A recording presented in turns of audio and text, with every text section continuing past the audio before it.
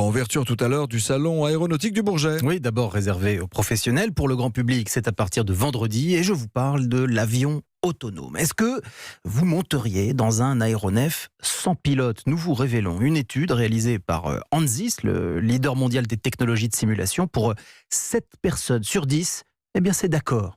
Aurélien Fleureau.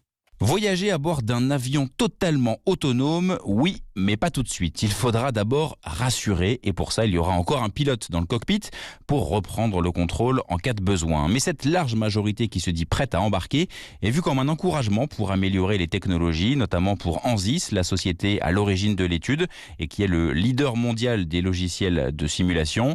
Son porte-parole, Gunther Siegel, rappelle que l'autonomie est déjà à bord. 80-90% d'un vol aujourd'hui est fait de manière autonome. Aujourd'hui, les parties manuelles, c'est principalement décollage-atterrissage. Une fois que l'avion monte en altitude de croisière, la plus grande partie du voyage est entièrement autonome. Le pilote étant juste là, s'il fallait reprendre contrôle ou vérifier certaines valeurs.